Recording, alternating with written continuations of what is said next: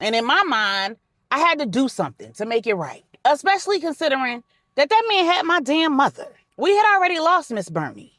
My children couldn't lose their grandmother. I thought I was going to save the day. It's not like I hadn't before. Q could tell you I'm good with a pistol. This is Bedtime Stories, Grownup Edition, Operation Anteater, Part 4. When we left off, LJ wasn't giving Regina an inch. He'd hit her with an analogy that was downright gut-wrenching. He'd equated her demand for a divorce with quartering, an ancient Chinese method of carrying out a death sentence. And then he told her how the divorce was impacting 2 of their 3 children. Now, it's time to go. You got a room full of king and queen pins waiting on you, and they don't like waiting. When Regina got to the door of the main meeting room, she turned to LJ and asked, "Do you gotta be in there?" LJ said, "What's the problem now?" Regina said, "I think I'd be a lot more comfortable if I didn't have to look at you. I can't stand seeing the judgment in your eyes. And after what you just said to me in there, I don't know if I could do this." And before LJ could respond, the door came open and the queen mother said, "Get your behind in here now. You was big and bad when you was carrying your behind to Oregon, manipulating AJ and putting everybody in danger. And now when it's time to stand on your decisions, you out here pussyfooting around. You're making yourself look guilty." LJ snickered and started walking away. The queen mother said, "And where the hell you think you going? Get your behind in here too." Regina said, "I would feel more comfortable." The queen mother said, "I don't give a damn what would make you feel more comfortable. You don't think LJ would have felt more comfortable if you'd have stayed your behind in Dallas? You both could stand to be uncomfortable. Maybe it'll learn you something." And Regina and LJ in unison said, "Yes, ma'am."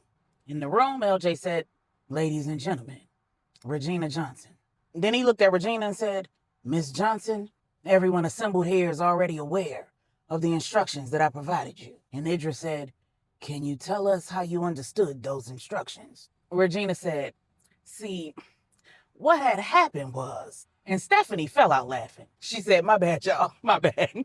Regina continued saying, "I do a lot of stuff and I don't really be thinking about how it's all gonna turn out. I had a one-track mind. As you all probably already know, LJ and I were married for about 15 years. That marriage abruptly came to an end, and on the same day that it ended, he told me that the man who got my mother knocked up when she was 15 years old was the same man that you all had been looking for. And that man was looking for me. I heard his instructions that day and on the day when my mother decided that in order to keep me safe, she put herself in danger. He wanted me to follow his lead. And clearly, I've always been a little hard-headed." LJ said, "A little?" Regina said, "And this is why I asked you if I could do this without you being here." Manny said, "Wait a minute. Is your marriage over or is this just an intermission?" LJ said, "It's over." Manny said, "Then y'all should probably figure out how to stop needling one another. At the very least, you need to figure out how to not make your personal problems our problems." Regina said, "Believe me, I have seen the error of my ways. If God forbid I receive any other instructions going forward, I promise to follow them to the letter.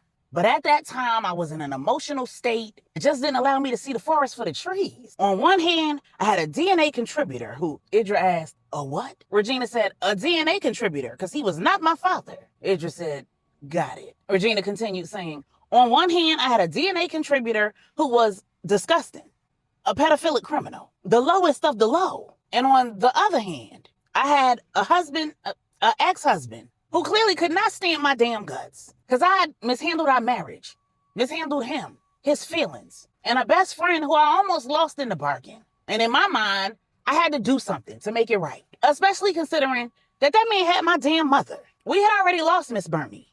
My children couldn't lose their grandmother." Alejandro asked, "So what exactly were you expecting to happen? How did you think things were going to go?" Regina said, "I thought I was going to save the day. It's not like I hadn't before. Q could tell you I'm good with a pistol, and I'm good in tense situations." Regina was referring to the time when the whole situation with the Newports first started. Q had come to her rescue, and in return, she'd come to his. He'd taken a bullet to the chest, but they both survived because Regina didn't freeze. In tough situations, she fought like hell. Regina said, "So at first, I just did everything that LJ said. But then I saw an opportunity. The dirty old man, that's the other way that I prefer to refer to him when I'm not calling him my DNA contributor, was trying to convince me to fly to Maryland under the guise of needing to meet with Natalia. When the whole situation happened with me, LJ, and Angela, y'all know about that, right?" The queen mother said, "That's not important, Regina. Regina said, okay, well, when all of that happened, I quit my job over at Vibrantly You. I was offered an opportunity to be Natalia's business attorney while she handled Montclair Enterprises for Saint. And the only reason why I was back in Dallas originally was so that I could file the paperwork for the divorce. I was only supposed to be here for a couple of weeks, and then I was supposed to head back to Maryland. Out of the blue, Natalia told me that she didn't need me to come back, that if she needed anything, she'd contact me and we'd handle it virtually. So I hung around. It gave me time with my children and time to see if I could work things out with LJ. But then the divorce was finalized and he dropped all that in my lap. Natalia was insistent that I not return to Maryland because she was dealing with something herself. And LJ said I needed to remain local so that he could take action when it was time. But I didn't like the idea of just being a sitting duck. And LJ wasn't telling me nothing. I thought it was because he couldn't stand me. I lost sight of the fact that that's how y'all do business. Y'all like to keep stuff from people and spring surprises on them. I'm an attorney. My business is knowing things. And I'm nosy as hell by nature. So when he wouldn't tell me anything, I decided to take matters into my own hands. When I was in college, I decided I wanted to find my biological father. On his doorstep, he gave me a business card for his personal attorney and then told me not to darken his doorstep ever again. I never contacted him again, but I didn't get rid of the business card. LJ had all my stuff boxed up and sent over to Angela and Stephanie's estate. I dug through a box with college memories in it, and there was the business card. I called the attorney. He connected me with the dirty old man, and I told him what he wanted to hear. I mixed a combination of the truth with enough lies to be believable, and he bought it, hook, line, and sinker. At least I thought he did. I underestimated just how angry he was that I even existed. And just like LJ said, when that man got my mother to Oregon, the tone of his text messages changed. He started threatening to kill my mother if I didn't agree to come to Oregon too. Like I said, he wanted me to fly to Maryland under the guise of meeting with Natalia. Manny said, why did you tell him you were working for Natalia? Regina said, my bad. That's not what happened. I told him I had a client in Maryland, and that's why the people that he had monitoring the family complex in Denton couldn't spot me. I told him about me and LJ getting divorced. I didn't tell him that I couldn't go back to Maryland. I was supposed to get on a low-pass plane, fly to Maryland, shake my security at the office, be picked up by one of his people, taken to a private airstrip, and flown to Oregon. The Queen Mother asked, so he was stupid enough to tell you where he was keeping your mother? Regina said, my bad, I don't know how to tell this story. He never told me where the plane was going to take me. Just that it was going to take me where he and my mother were. The day after my mother disappeared, children had been brought back to Angela and Stephanie's estate to visit me. L3 saw that I was upset. He asked if I was upset because his Nana was missing. I was shocked that he knew. But I figured that if he knew that, he probably knew more. He's a mama's boy, and I played on that fact. He tried not to tell me anything, but I told him all I wanted to know was where she was. He told me not to worry about it because his father was on it. I backed off, but seeing that I was still upset, he relented. And then I concocted a plan of my own. Alejandro asked, so you manipulated your son? LJ said, it wasn't the first time, and he wasn't the only one she manipulated. Regina asked, am I telling this story or are you? Manny said, continue. Regina said, thank you. So once I knew where my mother was, I put a plan in place. I contacted AJ and enlisted his help. The Queen Mother said, well, that's an interesting way to put it. Regina said, tomato, tomato. I forgot to charge my darn phone. Son, let me use your phone real quick. L3 handed Regina his cell phone. She stood up and started walking back into the house. L3 said, where you going? Regina said, I'm gonna just put my phone on the charger. I'll be right back. What you got in this phone that you don't want me to see? L3 said, nothing. As Regina slowly walked into the house, she dialed the number that she'd committed to memory before she powered hers off. On L3's phone, it didn't take a rocket scientist to figure out that LJ had her phone bugged. And while she knew that he had trackers on their children's phones, she also knew that he didn't have them bugged. When the call was answered, the man on the other line said, hello? Regina said, hey AJ, it's Gigi. Listen, I don't have a whole lot of time, but I need a huge favor. Now, I'm gonna pay you, of course, but it's gotta stay between me and you. AJ said, what you got for me? Regina said, I need an off-the-record flight. AJ said, yeah, nah. The last time I got involved in one of y'all women's schemes, I thought I would never hear the end of my father's mouth.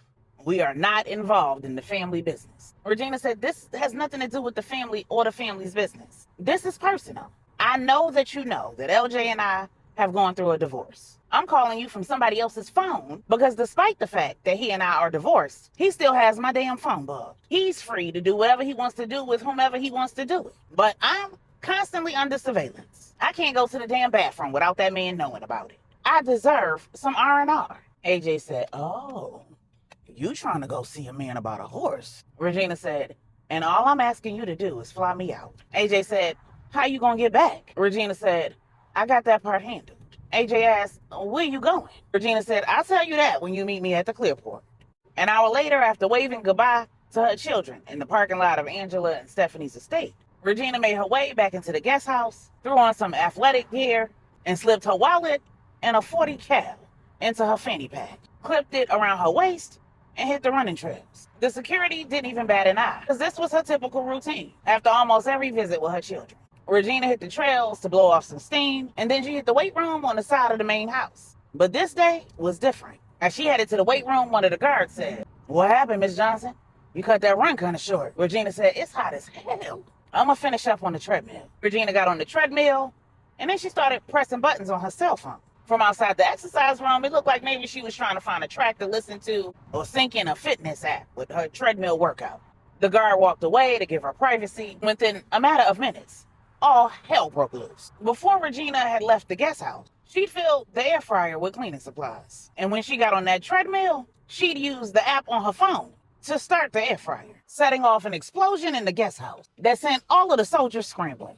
And when the guard who was stationed outside of the exercise room ran inside to check on her, she was nowhere to be found. Sis had ducked off into the main house, made a beeline for the underground tunnels, and sprinted to the escape route that led off the property. And at the exact moment that the guard was discovering that Regina was nowhere to be found, the text message that she'd scheduled arrived in his inbox. He looked at his phone and just shook his head, because the text read, my bad, I promise, I'm good. Give me like 20 minutes before you sound the alarm. He texts back, what are you doing? And as soon as the text was delivered, he heard the chirp. Regina had left her cell phone on the treadmill. He knew that there would be hell to pay if he gave her 20 minutes. So he immediately raised the alarm. But it was too late, because Regina was in the wind. A mile and a half from the property and off the beaten path, Regina's secretary was waiting for her at the agreed-upon location. She'd roped her into her scheme earlier in the day, when Regina had arranged for the soldiers to pick her up and bring her to Angela and Stephanie's estate for a brief business meeting over breakfast. Regina had told her where to be, what time to be there, and what to bring, and to stay at the meetup spot until she saw or heard from Regina. And her long-term secretary did not need an explanation. She'd learned not to ask any questions. So when the meeting was over and she was dropped off at her condo, she gathered what was needed and made sure the coast was clear. And at the designated time, she headed to the meetup spot. She was confused as hell when she saw Regina flying out of the woods. And Regina jumped in the passenger seat and said, go. And she did. Regina gave her turn-by-turn directions, and when they pulled up to the private airstrip and pilot school owned by Q's Uncle Artemis, Regina breathed a sigh of relief, because there was AJ, Uncle Art's son and business partner, ready to take her where she wanted to go. AJ said, you don't even know how hard I was praying that you wouldn't be able to get away. Regina asked, why? AJ said, because I don't want to be caught in the middle of no mess with you and LJ. Regina said, boy, you won't. He and I are divorced, remember? AJ said, right. But if he's still bugging your phone and tracking you, then there's something you ain't saying. Regina said, why can't it be as simple as I'm irresistible? And some men just have a hard time letting go. AJ said, I did hear that you left him. Regina said, exactly. On the plane, AJ asked, now where we going?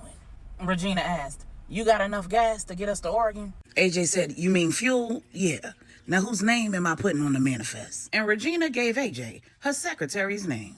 A few hours later in Oregon, Noah Kirk was pissed and confused. The man he had in Maryland, who was supposed to be getting Regina to Oregon, had reported that she was nowhere to be found. In addition, she hadn't responded to any of his texts, and he was floundering, trying to figure out what went wrong. He told his second in command, I bet either her ex-husband or somebody connected to the Five Families found out about the plan, because there's no way that she would have left her mother high and dry. His man said, well, maybe she double-crossed you.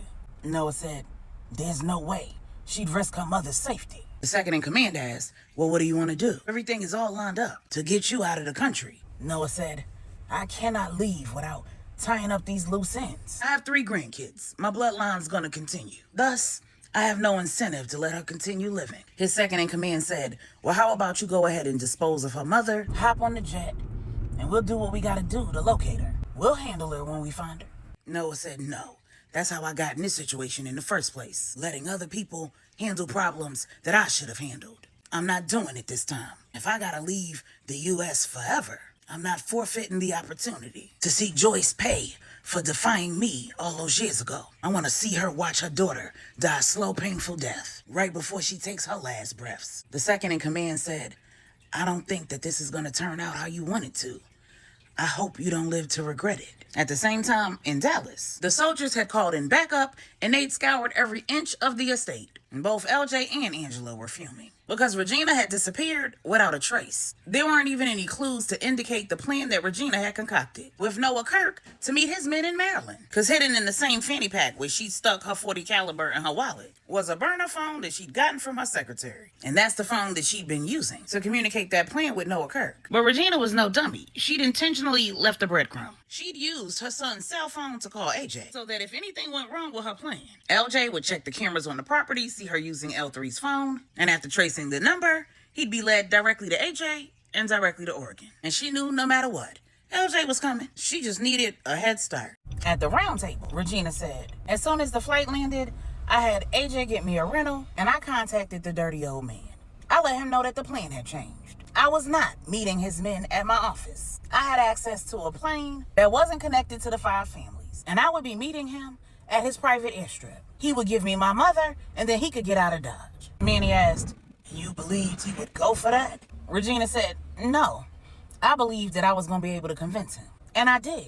Well, at least I convinced him to meet me. I knew he would do the math between how long it would take for me to get from Maryland to Oregon, and wherever we was going to meet, he was going to be there well in advance of the time that I was supposed to arrive. So I was going to do him one better. I wasn't going to meet him there, I was going to beat him there. We went back and forth for a while, and eventually he agreed. But instead of meeting at the private airstrip, he wanted to meet at a private park off a dock. Alejandro asked, and LJ, you weren't able to intercept him or send men in before their meetup? LJ said, unfortunately, no. My men were able to get trackers on several of their vehicles, and we were able to pick up bits and pieces of Noah Kirk's plans from the surveillance device that was in Mom Joyce's pill case. But most of the conversations that he had with his second in command were outside of the range of that surveillance device, and his team was on and off of the property regularly and moving in different vehicles. The operation was real scattered. His team was already stretched thin as a result of the work that Q and the Anteater had already put in against the organization. And by the time Noah Kirk agreed to meet up with Regina, I had spoken with AJ. I knew she was in Oregon. I knew he'd rented a car for her, and I told him to stay put. Lorenzo was hacking into the rent-a-car system, trying to access the GPS in the vehicle he'd rented for her.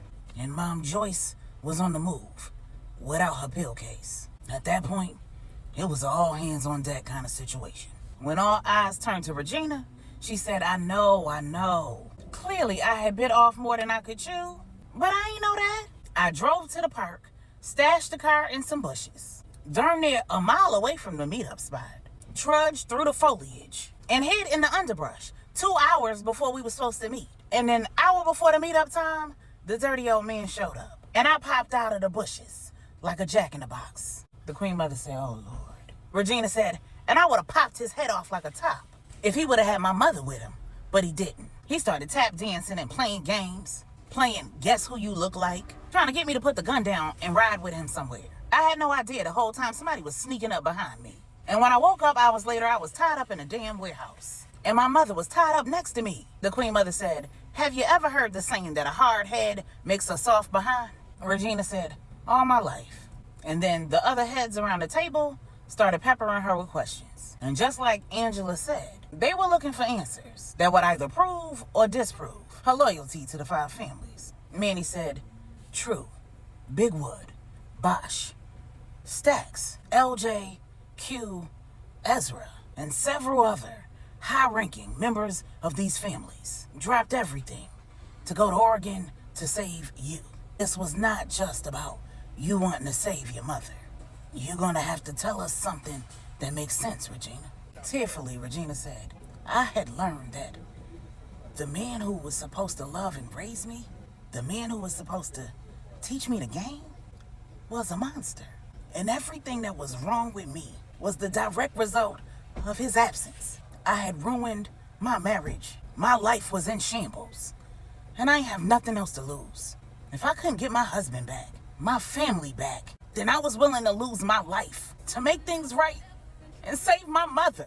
Her mama did her best, but she can't teach what it feels like when a father speaks. So I took every I love you too deep.